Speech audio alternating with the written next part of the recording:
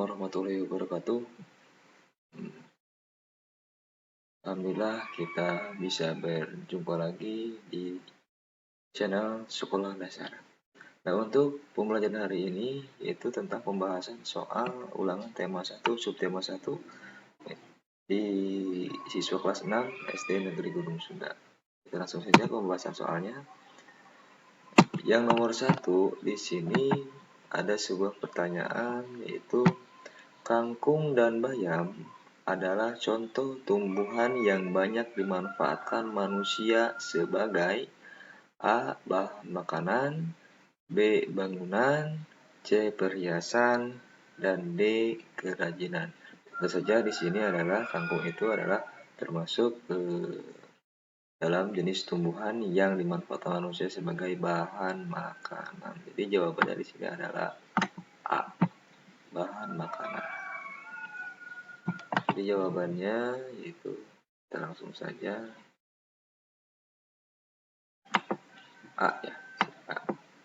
Nah, selanjutnya soal nomor 2, tumbuhan yang dapat dimanfaatkan sebagai bahan obat-obatan. Nah, di sini sebagai obat-obatan contohnya adalah A. jati dan mahoni, B. kubis dan bayam, C. kunyit dan jahe, D. mawar dan melati. Nah, di sini kata kuncinya adalah sebagai bahan obat-obatan, yaitu jawabannya adalah tentu saja kunyit dan jahe. Lanjut ke soal nomor 3.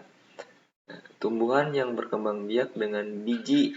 Nah, di sini dengan biji contohnya adalah A. tebu, B. jagung, C. kelapa, D. ketela pohon. Tentu saja di sini yang berkembang biak dengan biji adalah jawabannya adalah B. jagung. Lanjut nomor 4. Proses bertemunya benang sari dan kepala putih pada bunga dinamakan A. penyerbukan, B. pembuahan, C. fotosintesis, D. mencangkok. Nah, di sini ya, proses bertemunya benang sari ya dan kepala putih yaitu jawabannya ya, adalah di A, yaitu penyerbukan. Lanjut nomor 5, sel kelamin jantan. Nah, di sini pada tumbuhan adalah A. bunga, B. kepala putih, C. mahkota bunga, D. benang sari. Tentu saja kalau sel kelamin jantan itu adalah benang sari. Dan di sini adalah jawabannya adalah D. Lanjut nomor ini untuk perhatikan bacaan di soal di bawah ini ya. Perhatikan bacaan di bawah ini untuk mengisi soal nomor 6 sampai nomor 8. Nah, di sini. Pisang merupakan tumbuhan yang banyak hidup di Indonesia. Hampir setiap daerah di Indonesia bisa ditumbuhi pohon pisang. Pohon pisang mudah sekali ditanam. Pohon pisang dapat tumbuh di daerah dataran tinggi maupun rendah. Hingga banyak pekarangan-pekarangan di lahan penduduk atau di sawah-sawah yang ditanami pohon pisang. Pohon pisang tidak sulit untuk dibudidayakan karena memang pohon pisang tidak terlalu membutuhkan banyak pupuk. Paragraf yang kedua, pohon pisang merupakan tumbuhan yang berkembang biak dengan cara vegetatif. Nah, perkembangbiakannya dengan cara tunas. Tunas pohon pisang akan muncul atau tumbuh di sekitar pohon induknya. Tunas-tunas inilah yang akan menjadi tanaman baru dari pohon pisang tersebut. Tunas tersebut bisa dibiarkan hidup di bawah induknya atau juga bisa dipindahkan ke lahan lain jika sudah cukup besar. Pohon pisang merupakan tanaman yang sekali berbuah. Setelah berbuah, maka biasanya pohon pisang akan mati. Nah, di sini untuk soal nomor 6 yaitu ide pokok dari paragraf yang pertama. Nah, di sini ide pokok paragraf yang pertama ya. A. Pisang banyak dijadikan tanaman perkebunan. B. Pohon pisang banyak hidup di Indonesia. C. Pisang banyak ditanam di sawah. dan D. Pohon pisang banyak dibudidayakan. Silakan dibaca kembali. Nah, di sini ide pokok dari paragraf pertama yaitu jawabannya adalah B ya.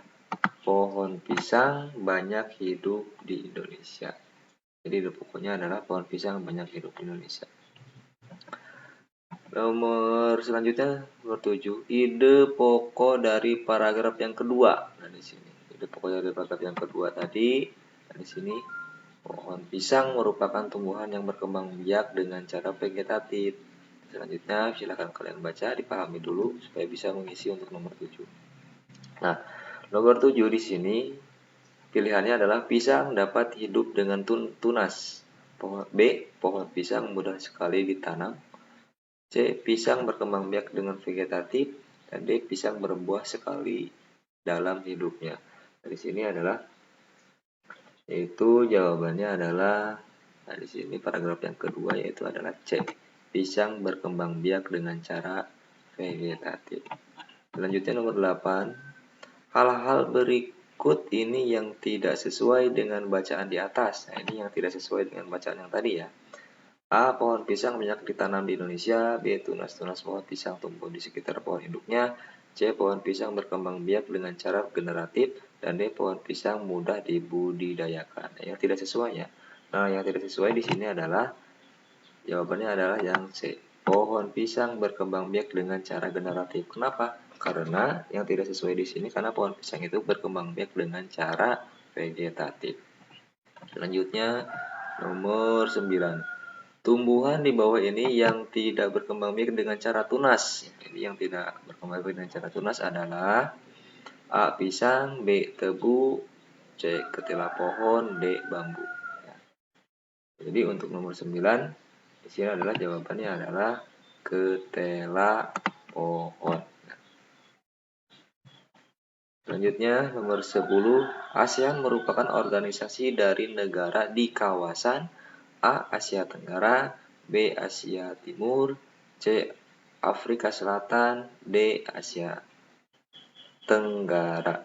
Nah, di sini yang A Asia Selatan ya, yang B Asia Timur, C Afrika Selatan, dan D Asia Tenggara. Tentu saja ASEAN adalah organisasi yang dibentuk di kawasan Asia Tenggara. Jadi jawabannya adalah yang D. Lanjut nomor 11. Nah, bendera di samping merupakan bendera dari negara mana? Nah, di sini A. Malaysia, B. Brunei Darussalam, C. Vietnam, D. Thailand. Nah, ini adalah tentu saja kalian sudah tahu ya. Kalau misalkan bendera seperti ini adalah bendera dari yang berasal dari negara Thailand. Jadi jawabannya adalah D. Lanjut nomor 12. Nah, salah satu landasan berdirinya ASEAN adalah A. Kesamaan jumlah penduduknya, B. Kesamaan suku dan ras yang dimiliki, C. Kesamaan agama dan kepercayaan, dan D. Kesamaan letak geografis. Nah, di sini kesamaan di ASEAN ya, sehingga dibentuklah organisasi ASEAN. Nah, jadi jawabannya adalah D ya. Jadi D itu yaitu kesamaan letak geografis. Nomor 13, ASEAN berdiri atas dasar dari deklarasi. Nah, di sini A. Bandung, B. Bali, C. Bangkok, D. Jakarta. Tentu saja di sini ASEAN itu atas deklarasi yang dilaksanakan di Bangkok. Selanjutnya nomor 14. Tun Abdul Razak adalah tokoh pendiri ASEAN yang berasal dari negara A. Filipina, B. Malaysia, C. Vietnam, dan D. Laos. Nah, di sini adalah Tun Abdul Razak ya. Tun Abdul Razak adalah perwakilan dari negara Malaysia. Itu jawabannya adalah B ya, Malaysia. Lanjut nomor 15. Singapura mempunyai lambang negara yaitu Merlion yang berbentuk A. Ikan berbadan harimau, B. Singa berkepala ikan, C. Ikan berkepala singa, dan D. Macan berbadan ikan. Nah, di sini jadi jawaban untuk nomor 15 yaitu 15 ya. Kita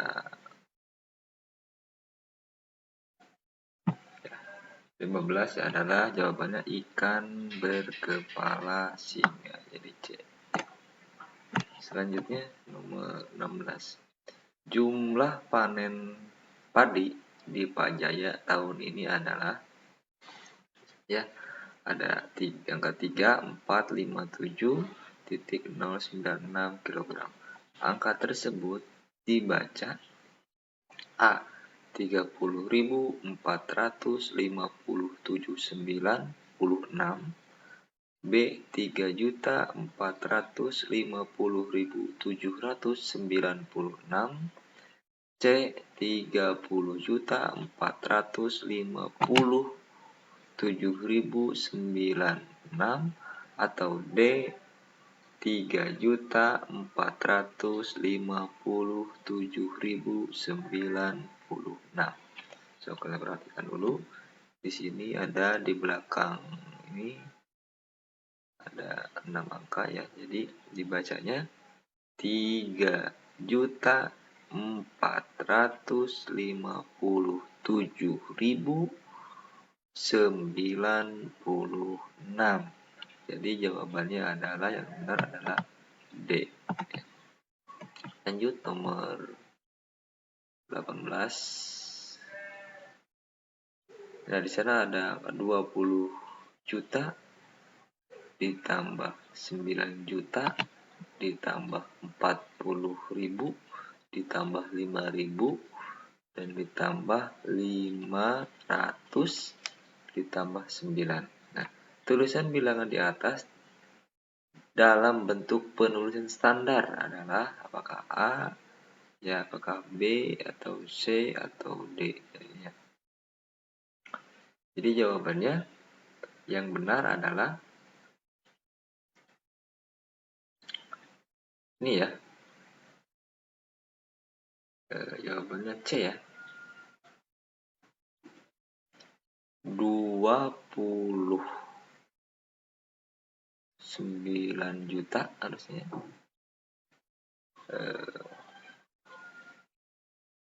45.509. Tentu saja ini jawabannya benar adalah D, bukan C. Jawabannya benar adalah D. Lanjut nomor 19. Sila pertama Pancasila yang menekankan bahwa warga negara Indonesia adalah manusia yang, nah, sila pertama itu bunyinya kan ketuhanan yang Maha Esa. Jadi warga negara Indonesia itu A. cinta damai, B. suka bermusyawarah, ya, suka bermusyawarah, C. beragama, D. bersatu. Sila pertama Pancasila yang menekankan bahwa warga negara Indonesia adalah manusia yang, sila pertama berarti beragama. Jadi jawabannya adalah C. Lanjut nomor soal 20.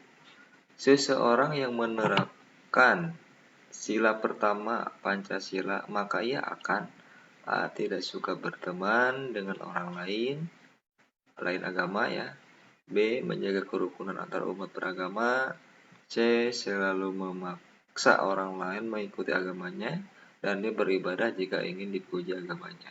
Dan di sini seseorang yang menerapkan sila pertama ya, yang menerapkan sila pertama Pancasila, maka jawabannya adalah ini ya. Yang paling tepat adalah B. menjaga kerukunan antar umat beragama. Jadi itu. Mungkin itu saja yang bisa saya sampaikan, mudah-mudahan bermanfaat.